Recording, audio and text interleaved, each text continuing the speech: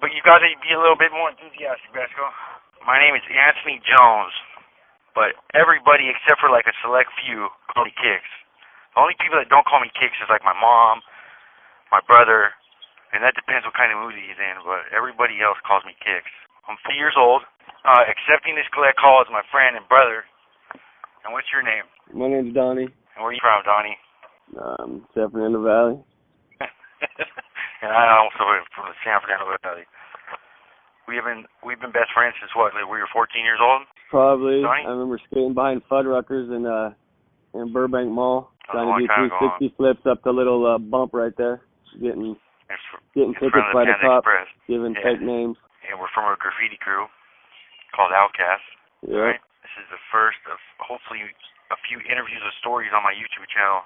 I started young, as you can imagine, to try to like create a reputation for myself, and that's what I thought was cool. You know, I wanted everybody to think I was tough and like I was with the business. You know, with that came like the drugs or whatever.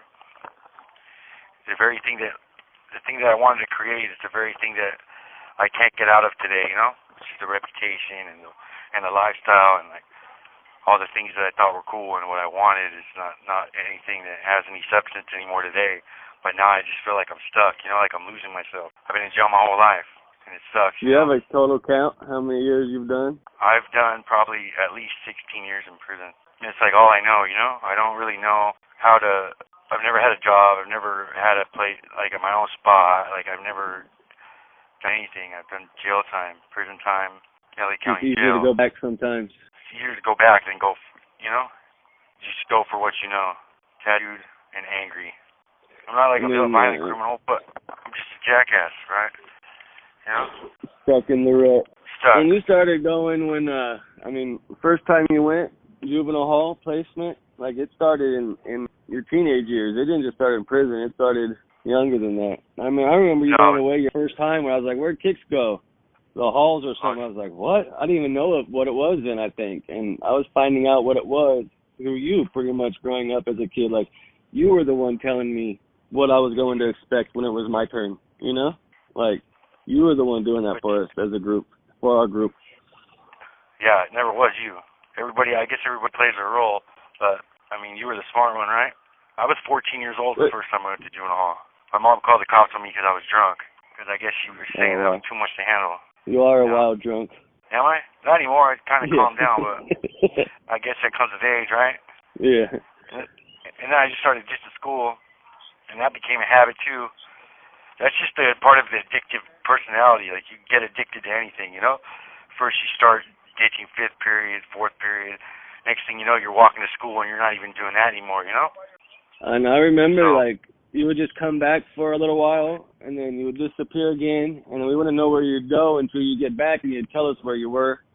And I remember at first you lived over by like Elmwood on the other side of the bridge, but then you moved up to like 6th Street by Hillside Liquor. Yeah. That's when I went to Phoenix House when I was 15 years old, and I started I don't know if you want to call it like a relationship with my therapist.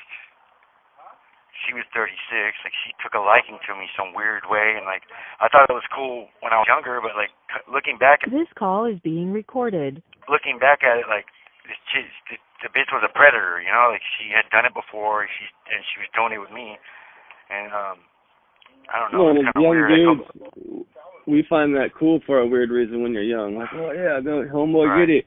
But then as you grow up, you're like, dude, that's like a mind fuck like that.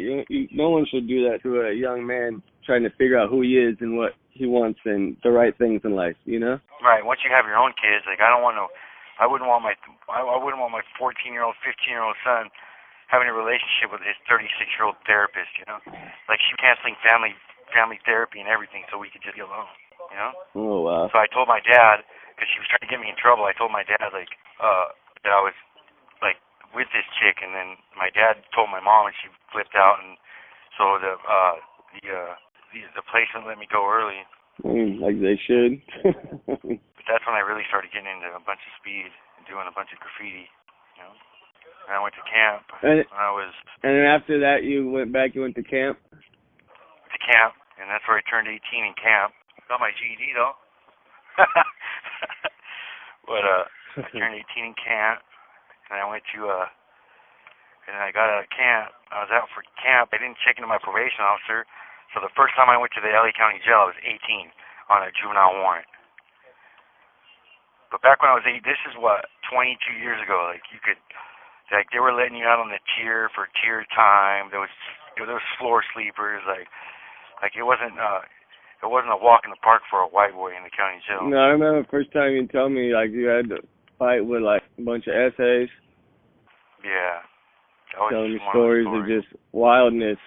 And you're not a big dude either. Like, you know, you're not like 6 foot, 200 pounds where, you know, it's like you're going against dudes bigger than you probably all the time. I'm 5'4". It's always somebody bigger. Yeah, and if you're lucky, it's only one person, but usually it's 3 or 4 or 60, you know? But that's where, like, I ran into the homeboys. Like, before it was just like, I'm a tagger, you know, and that's what I knew, and that's who I knew. But then, like, I went to the LA County Jail, and, like, that's when I started running into all the homeboys, like, the SFE Peckerwoods, and kicking it with them, and, like, and then it went from, like, just trying to be, like, some little street kid, like, now I want to be, like, a convict. I want to be tattooed, and just, like, I don't know, my priorities have been fucked up from day one, but, I mean, I accomplished it, you know? Like, the first time I got out of, and I got busted for burglarizing my own house, because they seen the door open, and my dad was at work, so the cops came in, and they got me for burglary, and they seen that I had some stolen shit, so I went to county jail again, and then, that's when I caught my first term, which... I remember that. And was that the time you got out? No, the time after that you got out, and then they raided my house after a week you were out, right? That was the second time? Yeah, that was the time after that. What they did is they offered me a year in the county jail with the last 4 months in rehab, but, like, I didn't want to go to rehab. Like, I wanted to go to prison, you know? And that might sound crazy to some people, but, like, to me at the time, like, This call is being recorded. My aspirations were to, like, be a convict and just get SFE tattooed on my stomach, you know? But I went to a CCF. Like, I didn't even go nowhere where I could do anything. Like, I went to, like, a little CCF where they gave you, like, candy on the weekends and shit like that, you know? And then I remember sending you a package there. And then that's when and then when I got out and they raided your house, that's when I went and got my SFE when I went to Chuckawalla. Yeah. I got like 7 terms. I've been in prison 7 times. This is my 7th term right now. 7th term and not county violations? Not county violations. I've been to Lancaster, Donovan. I've been to Pleasant Valley, Old Folsom, Ironwood, Jamestown, Delano, Tracy, Taft, Chino, Corcoran. Fucking major rounds. You're right. I'm still GP though. That's it, man. I mean, pretty soon I don't really think it's gonna matter, but I mean it matters for me. Like I've been through hell and back, and you know I'm still general population. Made it through all the integrating. I've been level 3, but the last couple times I went to prison. But now they're starting to integrate people and like make everybody like kind of lock it up, you know?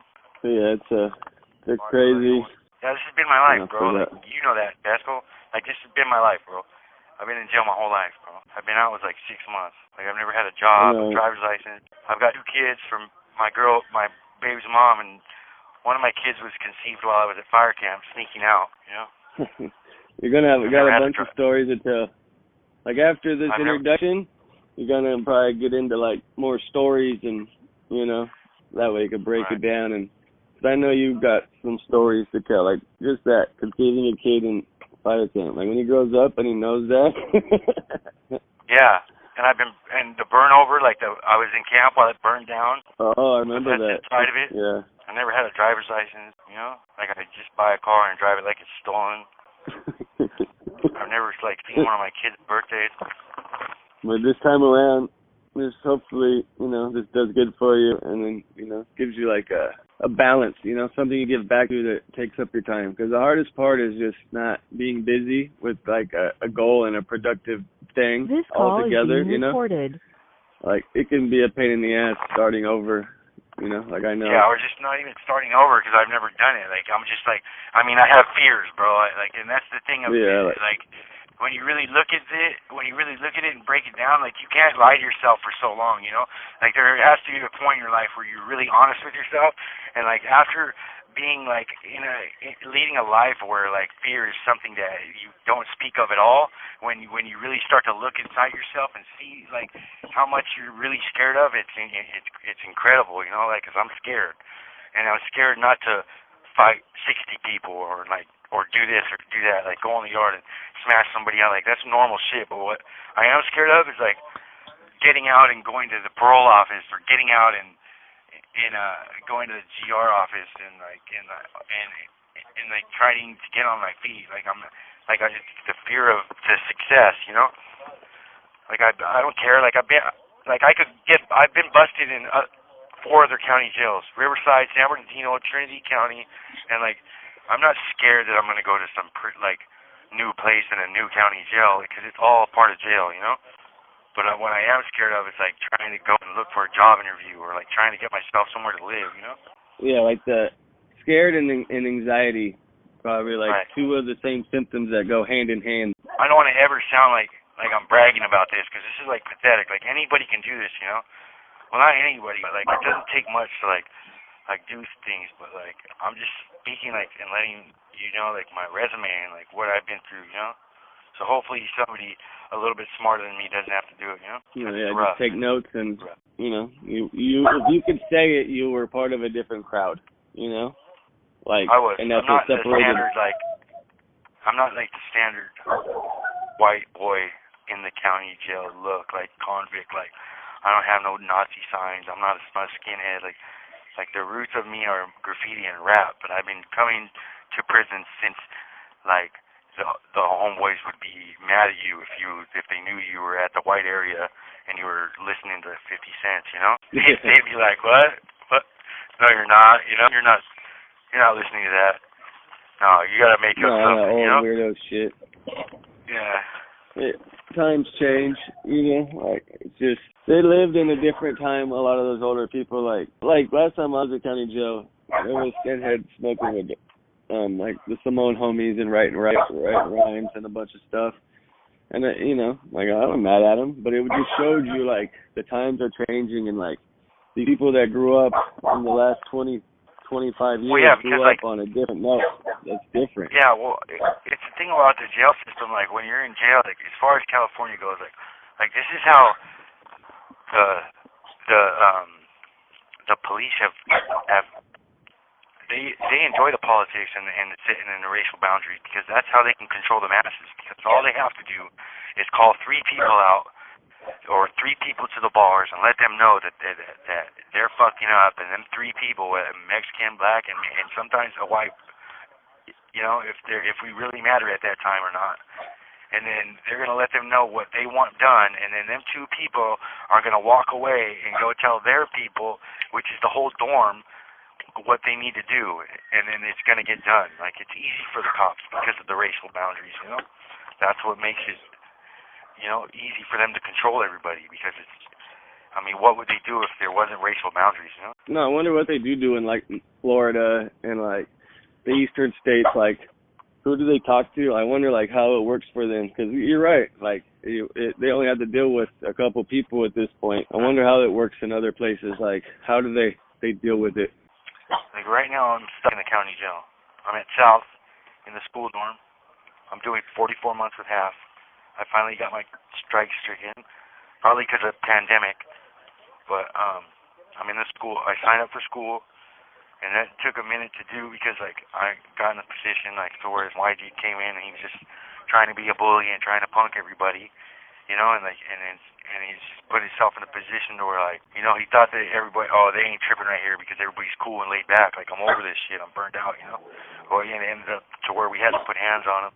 And then I just signed up for school because, like, I don't want to catch a case, dude. There's cameras here, and there's cameras, and they'll take you to jail. I mean, they'll take you and back to court because some asshole, you know, wants to be an asshole. And next thing you know, you got to put hands on him because it's either him or everybody in the dorm, every white guy in the dorm, and then you're put in a position where you got to do something. And so I just signed up for school so I could just get away from all the bullshit, do my own thing, you know. And so far, it's been working.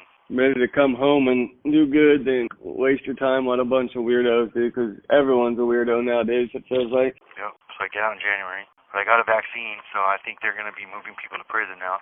No, we need to try to get at least a good amount of stories in before you go. That way, while you're in reception and you can't talk on the phone, we can keep this going for you, you know? All right. Because once you're there for a couple months, we want to at least have, like, a good amount of little stories that I could post for you. Why? Because then when you get to prison, you're going to have to sign up for phone time, blah, blah, blah, and then, you know, hopefully, you know, homeboy can sign up for 15 minutes after you so we can get, like, a couple back-to-back ones in. Because once you get to prison, it's going to be harder with that 15-minute bullshit. Yeah, but there's cell phones there, too.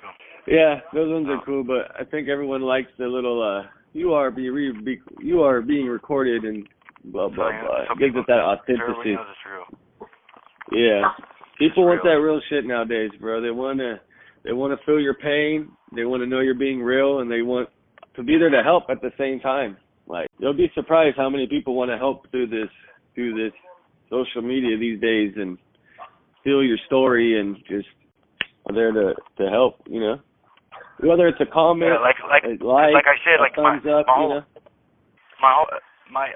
The reason why I'm doing this isn't to glorify this life, bro, because this isn't no life at all. It's like, I don't even know my own kids, dude.